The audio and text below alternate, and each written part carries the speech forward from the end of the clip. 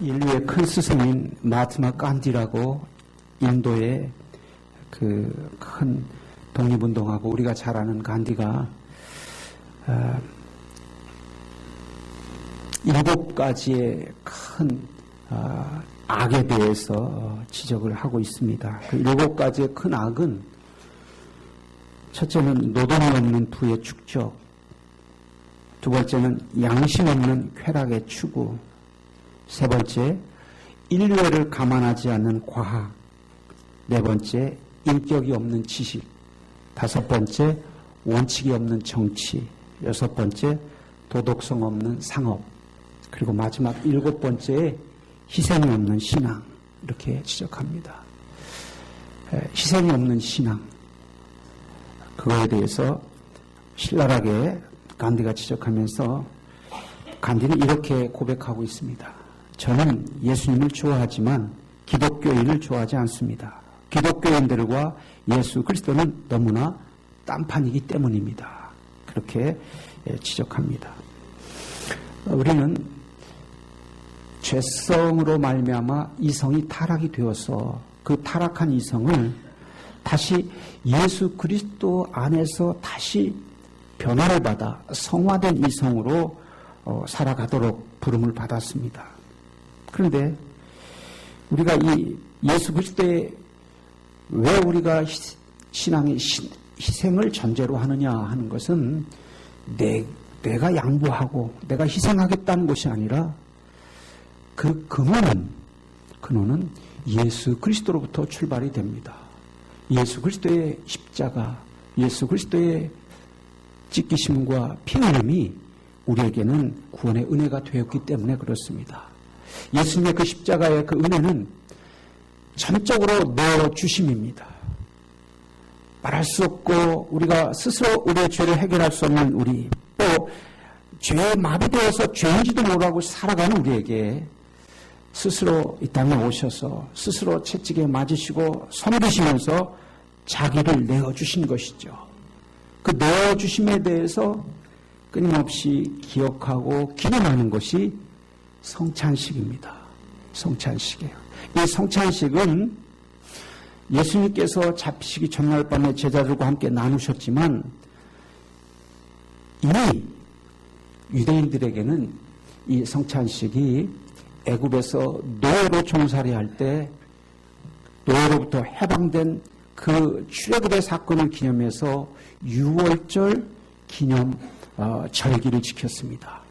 유월절 기념 절기는 애굽에서 그 종살이하던 그 참으로 고난의 시절을 기억하면서 누룩을 넣지 않는 딱딱한 빵을 먹는 것이죠. 그 고난의 때를 잊지 말자는 것입니다. 그래서 끊임없이 유월절을 행하면서 반복적으로 행하면서 그 출애굽의 은혜, 하나님의 은혜를 기억하자는 거예요.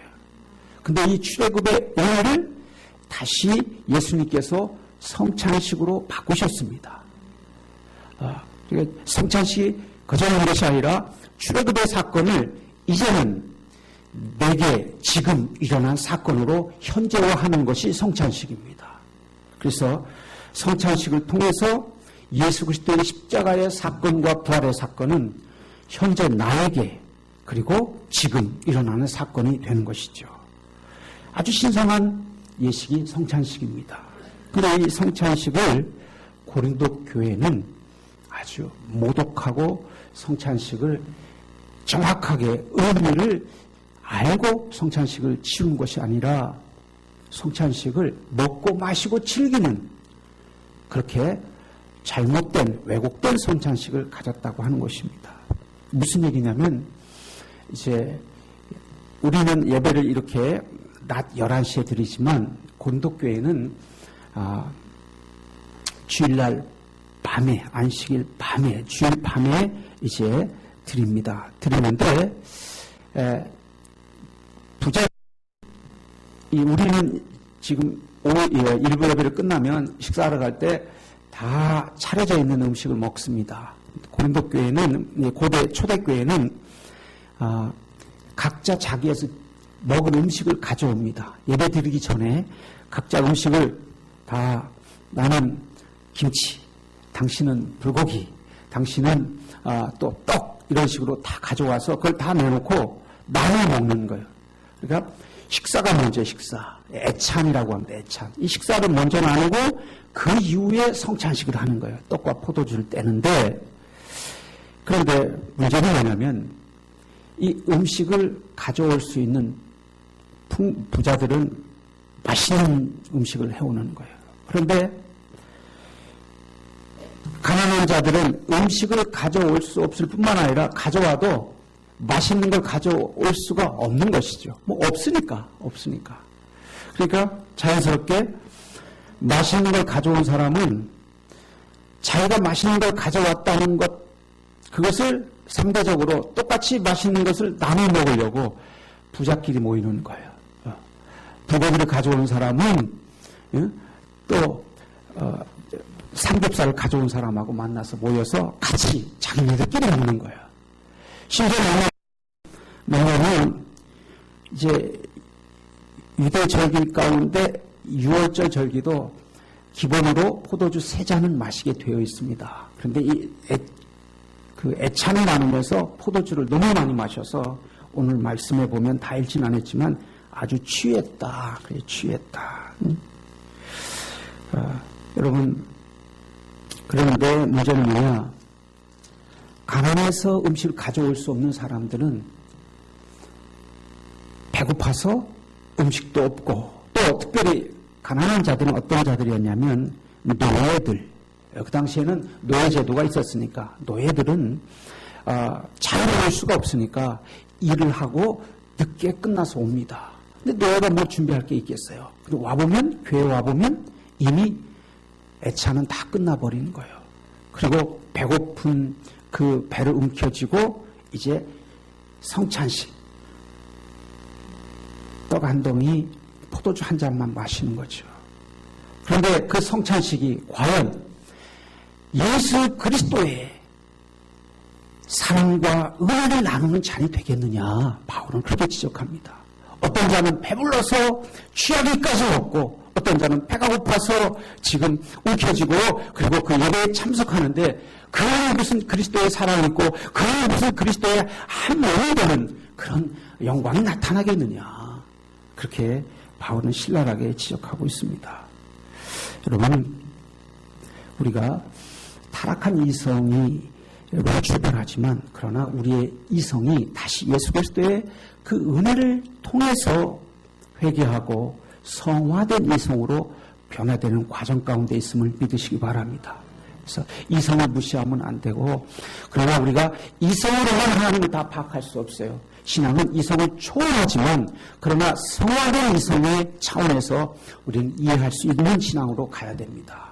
그 이해할 수 있는 이성이 곧 우리가 질서를 깨닫는 것이고, 도덕을 다시 회복하는 것이고, 우리의 윤리를 회복하는 것입니다. 기독교 안에 그런 이성을 완전히 마비되고 믿음, 그러면 묻지도 말고 따지지도 말고 순종만 하라. 그래서 우리가 아무런 도덕적이고 질서와 윤리를 무시해버리고 그저 말씀 앞에 명중하는 그런 아주 놀라운 장로처럼 신앙생활하도록 만들어가면 기독교는 한없이 타락한 종교로밖에 갈 수가 없습니다.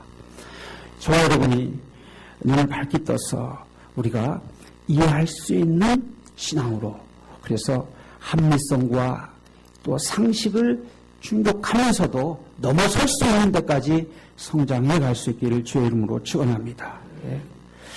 올바른 성찬이 무엇이냐라고 바울이 지적하면서 이것은 너희를 위한 나의 몸이다, 이렇게 말씀하고 있습니다. 예수님께서 떡을 떼시면서 다음 날 채찍에 맞아서 찢기실 당신의 몸을 가리키는 것이고, 그 찢기면서 죽는 그 죽음을 통하여서 이제 우리는 예수 그리스도의 몸인 교회의 한 일원으로서 참여하게 됩니다. 그래서 우리는 교회 안에서 하나의 공동체, 한 가족이 되는 것이죠. 그 교회 안에서 한 가족이 되는 이유와 근거와 그런 효력은 오직 예수 그리스도의 찢기신 몸으로부터 출발되는 것입니다. 믿습니까? 네. 내가 명예라고 결단해서 교회에 나왔지만, 그러나 죄인으로서 하나님 앞에 설 수 없는 우리를 이제 그 죄를 씻어주시고 다시 하나님을 아버지라 부를 수 있도록 은혜 주시고 우리를 새롭게 해주신 분은 십자가에 달리신 예수님이십니다. 두 번째는 이 잔은 나의 피로 세운 새 언약이다 말씀하고 있는데 붉은 포도주가 담긴 잔을 들어서 다음날 예수 그리스도께서 십자가에 그렇게 흘리실 피와 또 그 모든 물을 상징하는 것입니다. 그리고 그 피와 물은 우리에게는 새로운 언약이 되었어 하나님의 새로운 백성, 하나님의 천국 백성이 되는 새로운 언약, 약속이 되는 것입니다. 그 피와 물을 통해서 우리가 하나님의 자녀로서 그 안에 모든 차별이 있을 수가 없습니다. 거기에 다만 우리는 죄인일 뿐이고 또 죄받은 은혜가 있을 뿐입니다. 내가 사회적으로 어떤 위치에 있느냐, 내가 경제적으로 어떤 부를 가지고 있느냐, 내가 지식적으로 내가 많이 배웠느냐, 적게 배웠느냐, 그 모든 것들은 십자가 밑에 아무것도 내세울 게 없다는 것이죠. 오직 은혜뿐입니다. 하나님의 은혜뿐이죠. 그래서 세 번째는 나를 기억하기 위해 이것을 하라라고 말씀했는데 전자에 말씀드린 것처럼 계속적으로 행하여서 기능을 하지만이 우리는 그것을 몸으로 또 마음으로 새길 수가 있습니다. 우리의 기억은 한계가 있습니다. 그래서 주기적으로 행하도록 되어 있죠.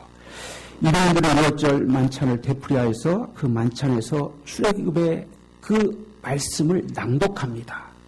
마찬가지로 우리도 성찬식 할 때 이제 오늘 바울이 제정한 성찬 예식에 대한 말씀을 낭독하는 것처럼 똑같이 그렇게 합니다. 왜 그렇게 하는가? 그 사건을 현재화하는 거예요. 현재의 사건으로.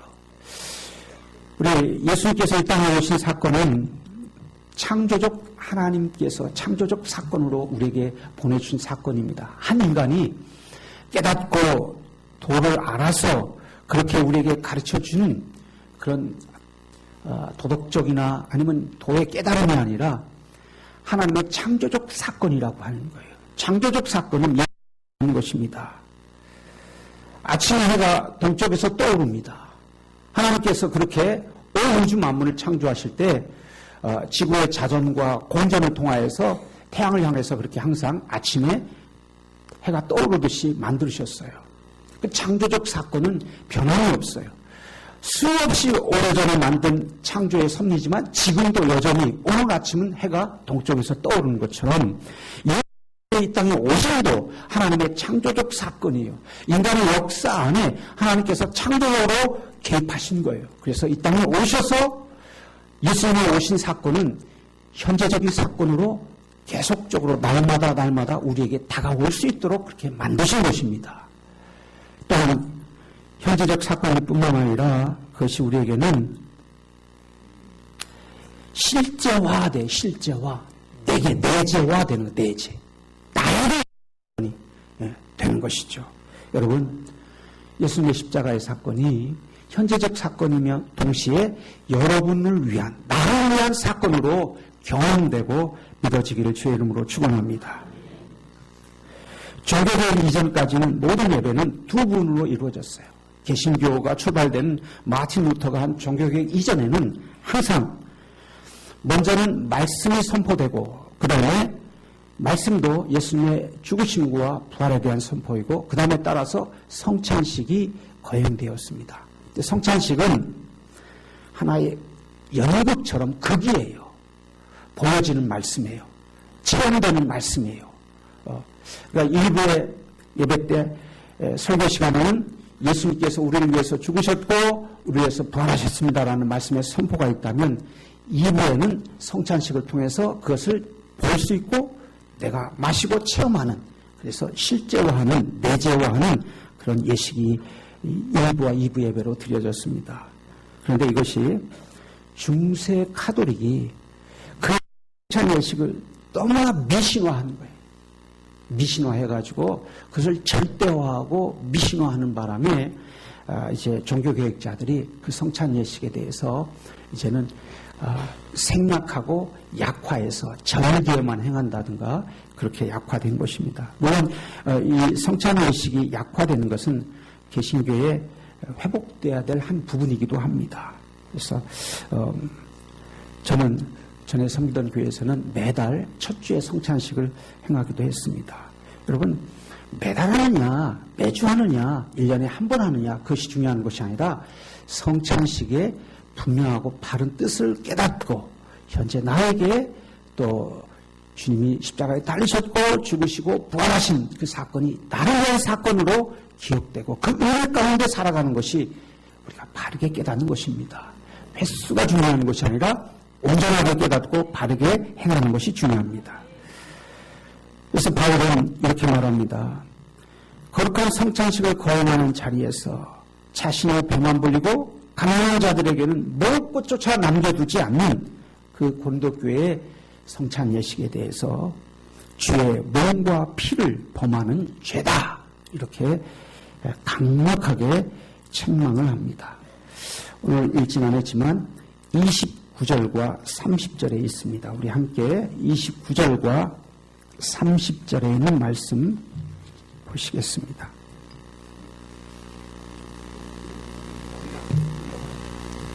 함께 읽겠습니다. 시작.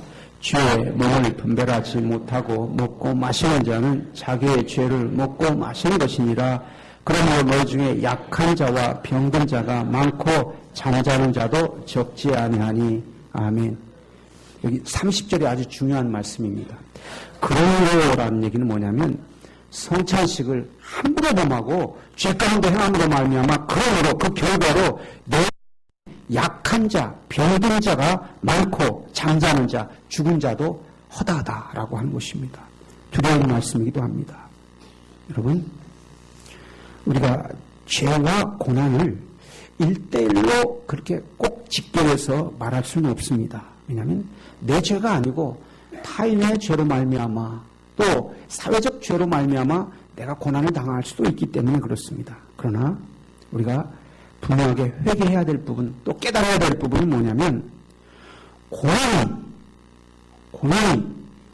나의 분명한 죄로 말미암은 것이 아니면 회개해야 된다고 하는 것입니다. 이것이 오늘 바울이 우리에게 가르쳐준 말씀입니다. 내 죄가 분명하고 그것을 죄책감만 갖고 있다면 신앙에 아무런 도움이 되지 않습니다. 내 죄가 분명하면 죄를 회개할 수 있길 바랍니다. 그것이 우리에게는 기회요, 은혜입니다. 축복입니다. 회개는 우리에게 큰 축복이에요. 32절에 이제 그 왜 회개해야 되는지에 대해서 말씀하고 있습니다. 32절의 말씀 함께 있습니다. 우리가 판단을 하는 것은 주께 징계를 받는 것이니 이는 우리로 세상과 함께 정죄함을 받지 않게 하려 하시니라. 아멘.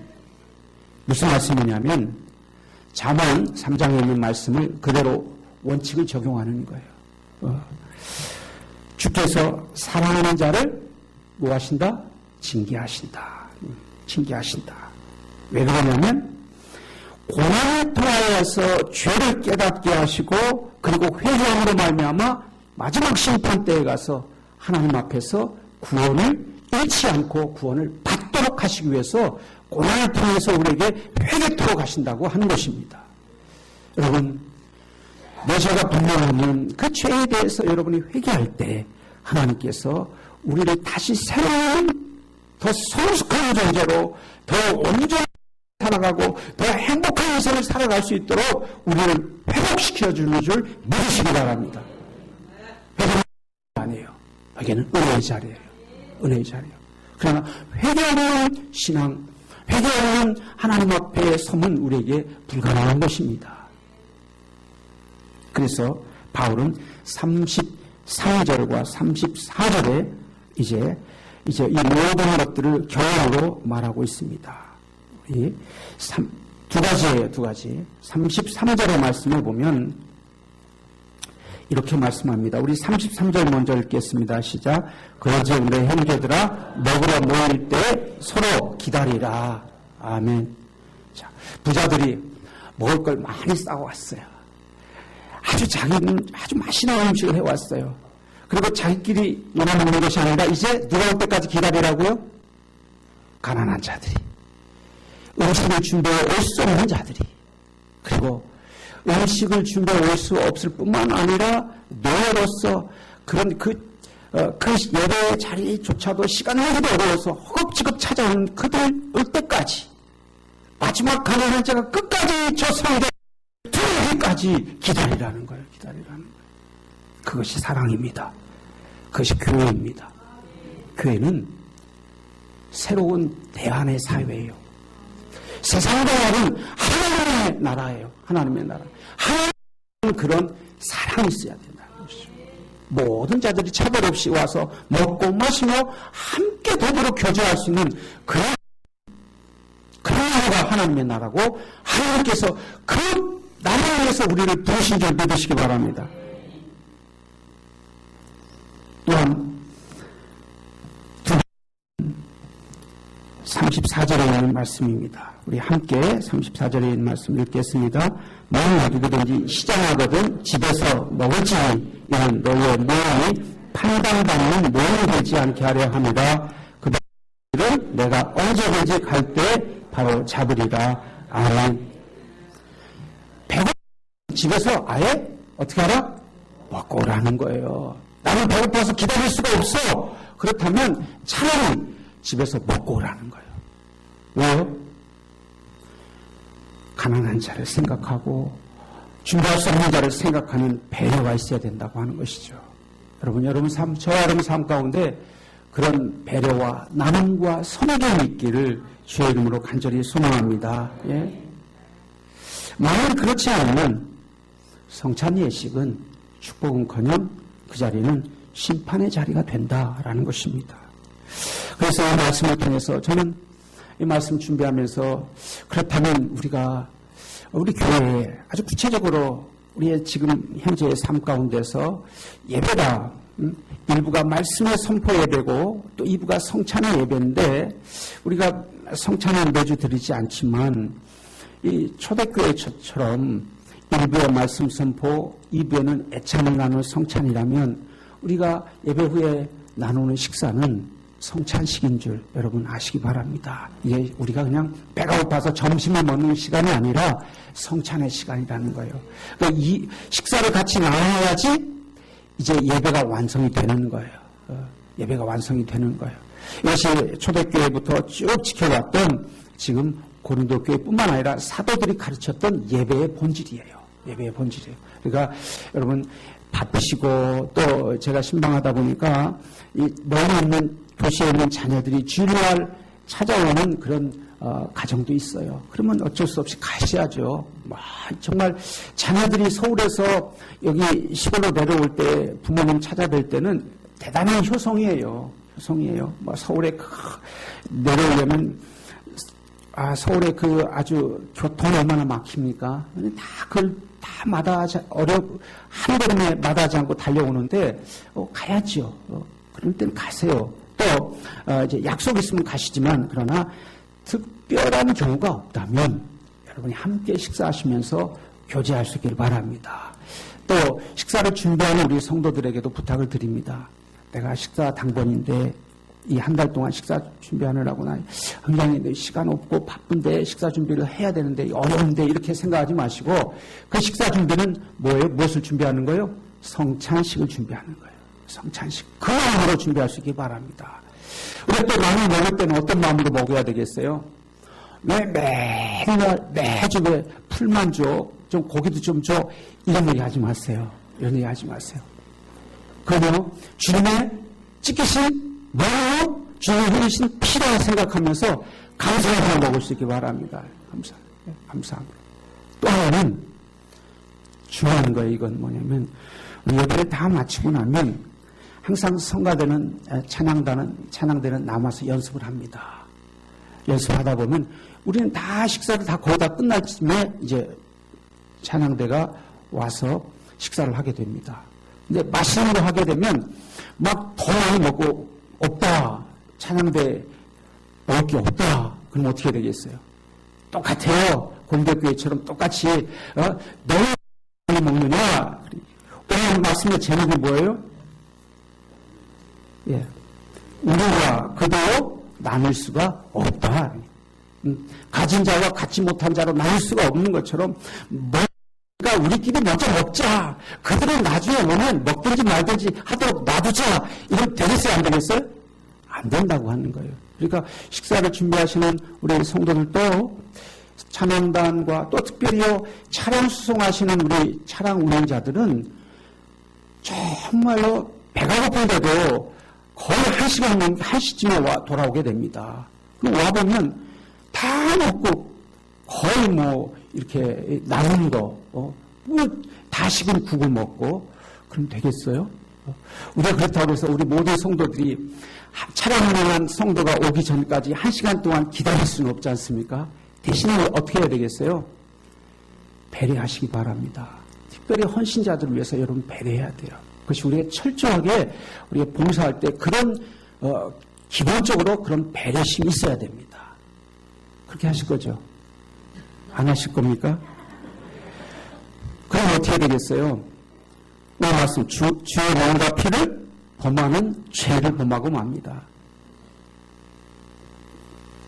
그래서 우리가 제가 이 오늘 본문의 말씀이 아주 중요한데 우리에게도 적용이 돼야 됩니다. 적용이 돼야 돼요. 그래서 식사를 준비하시는 분은 우리가 성찬식을 준비한다 그 마음으로 하시고 또 식사할 때는 먹기 위한 시간이 아니라 우리가 서로 교제하는 시간인 줄 믿으시기 바랍니다.